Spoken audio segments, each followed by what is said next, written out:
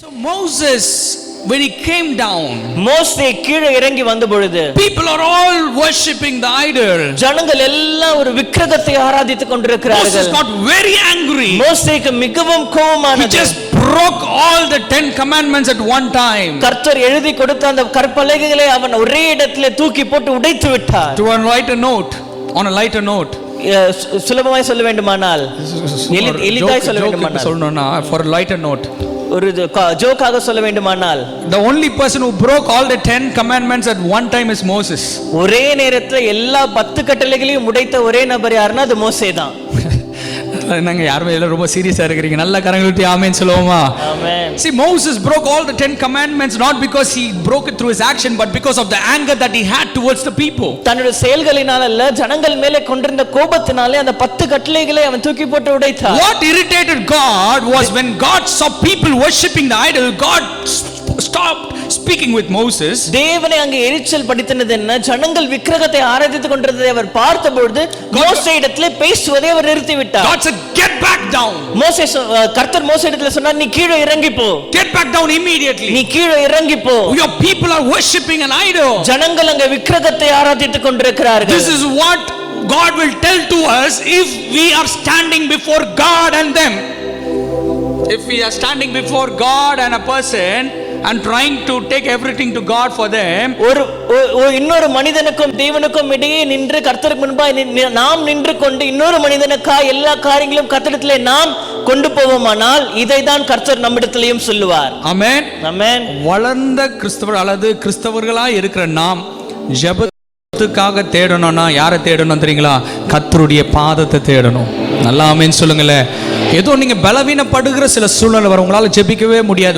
உங்களுடைய சூழ்நிலைகள் கடினமாய் மாறும்போது you would need a help. அப்பொழுது உங்களுக்கு ஒரு உதவி தேவைப்படும். That time go to your pastor and pray. அந்த நேரத்திலே உங்களுடைய போதகரிடத்திலே போய் ஜெபிங்க. That time go to your leader and pray. அப்பொழுது உங்களுடைய தலைவரிடத்திலே போய் ஜெபிங்க. But not every time that you want something going and pray. ஆனால் எப்பொழுதுமே உங்களுக்கு ஏதாவது ஒன்று வேண்டுமானால் அப்பொழுதெல்லாம் போய் ஜெபிப்பதல்ல. I told you it has a connection. நான் சொன்னேன் உங்களுக்கும் அவருக்கும் ஒரு தொடர்பு இருக்கிறது. You can lose God's presence if you ignore God from Monday to Saturday. நான் சொன்னேன் திங்கட்கிழமையில இருந்து சனிக்கிழமை வரை கர்த்தருடைய பிரசன்னத்தை நீங்கள் தள்ளிவிட்டு உதாசீனப்படுத்தினால் நீங்க அந்த பிரசன்னத்தை இழந்து விடுவீர்கள். On Monday morning you have some need. If you don't go to God and pray but you go and send a prayer request, I think you are pushing away God. திங்கட்கிழமை காலையில உங்களுக்கு ஒரு தேவை இருக்கும்போது நீங்கள் நேரியா கர்த்தரிடத்தில் அந்த தேவைக்காய் ஜெபிப்பதை விட்டு ஜெப குறிப்பாய் நீங்கள் அதை அனுப்புகிறீர்களால் கர்த்தருடைய பிரசன்னத்தை நீங்கள் அந்த இடத்துல தள்ளி விடுகிறீர்கள். Why can't you pray for the same thing and ask God for the same answer? அதே தேவைக்காய் ஏன் உங்களால் ஜெபிக்க முடியாது? உங்களால் அந்த ஜெபத்திற்கான பதிலை கேட்க முடியவில்லை. என்னோட முதல்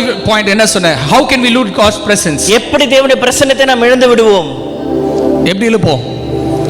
கர்த்தருடைய பிரசன்னத்தை நம்ம ஒவ்வொரு நாளும் உதாசீனப்படுத்தினால் கர்த்தருடைய பிரசன்னத்தை என்ன பண்ணுவோம்? இழந்து விடுவோம். Second, how can we get God's presence? இரண்டாவது, எப்படி தேவனுடைய பிரசன்னத்தை நாம் பெற்றுக்கொள்ள முடியும்? We can get God's presence by a personal relationship with God. தேவனோடு கூட நீங்களும் நானும் கொண்டிருக்கிற ஒரு தனிப்பட்ட உறவினாலே அவருடைய பிரசன்னத்தை நாம் பெற்றுக்கொள்ள முடியும். Third thing, மூன்றாவதாக, always teach everyone to pray directly to God. எப்பொழுதுமே நீங்கள் மற்றவர்கள் கற்றுக் கொடுக்க வேண்டிய ஒரு காரியம் நேரடியாக கர்த்தரிடத்தில் ஜெபிக்க வேண்டும் என்று. Till one point be with them. ஒரு நிலை வரைக்கும் நீங்கள் அவர்களோடு கூட to learn things where they can talk to God. அதற்கு பிறகு அவர் கர்த்தரிடத்திலே ஜெபித்து அவர்களே கற்றுக்கொள்ள நீங்கள் அவர்களுக்கு இடம் கொடுக்க வேண்டும். When Moses went and spoke after he came down, மோசே ஆண்டவரோடு பேசிவிட்டு கீழே வந்த பொழுது, he came down the mountain.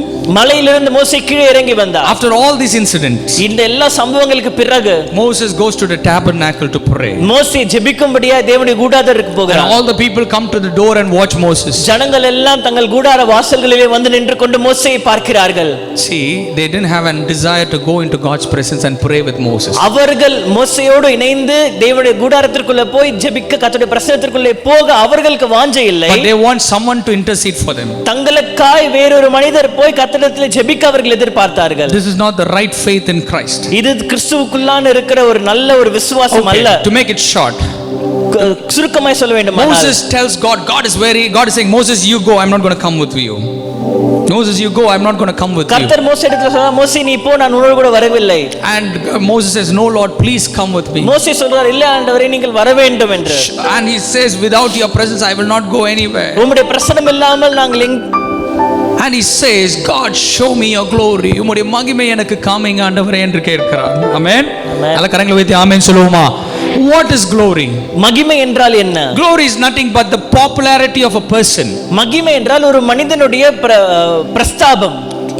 What is that man known for? அந்த மனிதன் எதற்காய் மற்றவரிடத்தில் அறியப்பட்டிருக்கிறான்? What is that man called for or looked upon? அந்த மனிதனை எதற்காய் மற்றவர்கள் நோக்கி பார்க்கிறார்கள்? That is called as the glory. அதுதான் அந்த மனிதனுடைய மகிமை. Moses calls, Lord, what is your, show me your glory. மோசே தேவனிடத்திலே கேட்கிறான், தேவனே ஆண்டவரே உம்முடைய மகிமை எனக்கு காண்பியும். I want to see your glory. உம்முடைய மகிமையை நான் காண வேண்டும். And God says, okay, I will come to the cliff of the mountain. கர்த்தர் சொல்லுகிறார், நீ மலை உச்சிக்கு வா. And stand on the rock. அங்கே கல்லின் மேலே நீ நில்லு. I will pass by you. நான் உன்னை கடந்து போவேன். I will hold you by my hand. என்னுடைய கரத்தினாலே உன்னை நான் பிடித்துக் கொள்வேன். And when he went past by Moses, மோசே அவர் கடந்து போன பொழுது Moses saw the back end of God. கர்த்தருடைய பின்புறத்தை அவன் பார்க்கிறான். And he was standing on the rock. அங்கே கல்லின் மேலே அவன் நின்று கொண்டிருக்கிறான். In New Testament it says, புதிய ஏற்பாட்டிலே அது சொல்லப்பட்டிருக்கிறது, the rock is nothing but Jesus Christ. அந்த கல் வேறு எதுவும் இல்லை, அது ஆண்டவராகிய இயேசு என்றுதான். Jesus Christ was the rock on which he was standing. மோசே நின்று கொண்டிருந்த அந்த கல் ஆண்டவராகிய இயேசு கிறிஸ்து. That is why he was able to feel the presence of God and see the presence of God. ஆகவேதான் மோசேயினாலே தேவனுடைய பிரசன்னத்தை பார்த்து அந்த இடத்திலே அவருடைய பிரசன்னத்தை உணர முடிந்தது. Without the rock called Jesus we cannot witness the Father's presence today. இயேசு என்ற அந்த கல் இல்லாமல் பிதாவாகிய தேவனுடைய பிரசன்னத்தை நம்மால் இந்த நாளிலே பார்க்க முடியாது. Without the sacrifice of Jesus we cannot see and feel the presence of God. ஆண்டவராகிய இயேசு கிறிஸ்துவின் பலி இல்லாமல் நீங்களும் நானும் தேவனுடைய பிரசன்னத்தை பார்க்க முடியாது. Remember the question that Moses asked. மோசே கேட்ட கேள்வி உங்களுக்கு நினைவில் இருக்கட்டும். Show me your glory. உம்முடைய மகிமையை நான் காண வேண்டும். And after God passed, தேவன் கடந்து போன பிறகு the Bible says, வேதம் சொல்லுகிறது, goodness and mercy, நன்மையும் கிருபையும். ஆமென். ஆமென். ஆண்டவருடைய பாப்புலாரிட்டி எங்கன்னு சொல்லிட்டு மோசஸ் ஒரு கேள்வி கேட்டான். நீங்க எதற்கு ஆண்டவர் உங்களை எல்லாரும் பார்க்கறாங்க? உங்களுடைய தன்மை என்னது? What is your real personality? உங்களுடைய தன்மை என்ன?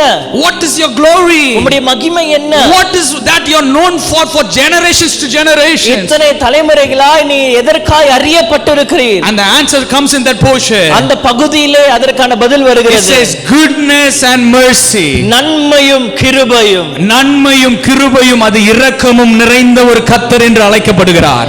எத்தனை பேர் விசுவாசிக்கிறேன், என்னுடைய தேவன் நன்மையின் தேவனாய் இருக்கிறார். என்னுடைய தேவனுக்கு எத்தனை பேர் இருக்கிறாங்க? பல ஆயிரம் லட்சக்கணக்கான பேர் இருக்கலாம். ஆனால் அவர் அறியப்பட்ட, அவர் மகிமை அறியப்படுகிற விதம் எதனால்? அவர் நன்மை செய்கிறவர், அவர் இரக்கமும் கிருபையும் நிறைந்த தேவனாய் அறியப்படுகிறார். நல்ல கரங்களை உயர்த்தி ஆமென் சொல்லுவோமா? நல்ல கரங்களை உயர்த்தி ஆமென் சொல்லுவோமா? God presence goes with Moses. தேவனுடைய பிரசன்னம் மோசேயோடு கூட கடந்து போனது. And you can find the verse ending with this. அந்த வசனம் இப்படியாக முடிகிறதை நீங்கள் பார்க்க முடியும். My presence shall go with thee.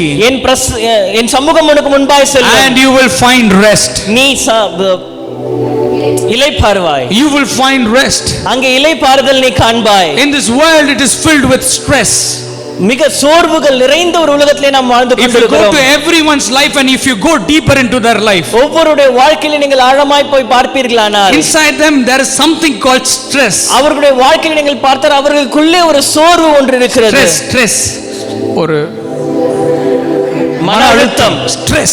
ஒரு மன அழுத்தம் அவர்களுக்கு Stress when they இருக்கிறது. do something big. ஏதோ ஒன்றை பெரிதான ஒரு காரியத்தை செய்யும்போது அவர்களுக்குள்ளே ஒரு மன அழுத்தத்தை பார்க்கிறோம். Stress when they do a business. ஒரு வியாபாரத்தை செய்யும்போது ஒரு மன அழுத்தம். Stress when they try to go to the next level in their life. தங்களுடைய வாழ்க்கையில அடுத்த நிலைக்கு போகும்போது அவர்களுக்குள்ளே ஒரு மன அழுத்தம். Stress about their family life. அவருடைய குடும்ப வாழ்க்கை குறித்த ஒரு அழுத்தம். Stress about their personal life. அவருடைய தனிப்பட்ட வாழ்க்கை குறித்த ஒரு மன அழுத்தம். Stress about the ministry. அவருடைய ஊழியத்தை குறித்த ஒரு மன அழுத்தம். But the Bible says, ஆனால் வேதம் சொல்லுகிறது, when my presence go with thee, என் சமூகம் உனக்கு முன்பாய் போகும் பொழுது you shall find rest. நீ இளைப்பாறுதலை காண்பாய். Where there is stress, எங்கே மன அழுத்தம் இருக்கிறது? எங்க இருக்கு?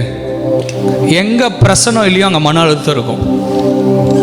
ஆமென். ஆமென். எத்தனை பேருக்கு புரிஞ்சது? நல்ல கரங்களை ஊத்தி ஆமென் சொல்லுவோமா?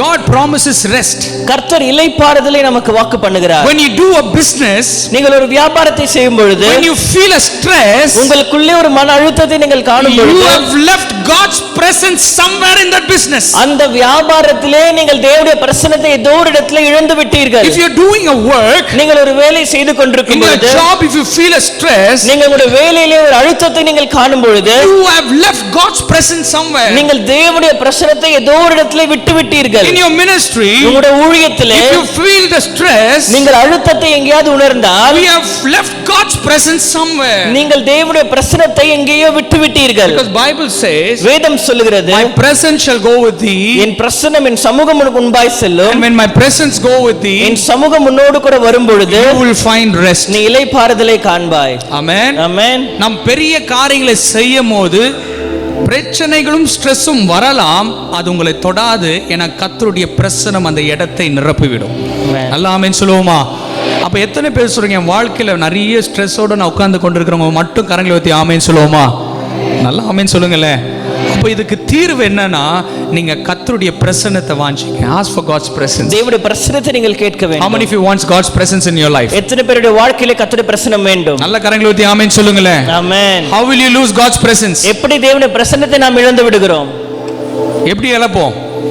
கர்த்தருடைய பிரசன்னத்தை நிராகரிக்கும் போது, வார நாட்கள்ல நிராகரிக்கும் போது, ஞாயிற்றுக்கிழமை மட்டும் தேடும் போது கர்த்தருடைய பிரசன்னத்தை இழக்க ஆரம்பிப்போம். இரண்டாவது, எப்படி கர்த்தருடைய பிரசன்னத்தை பெற்றுக்கொள்வோம்?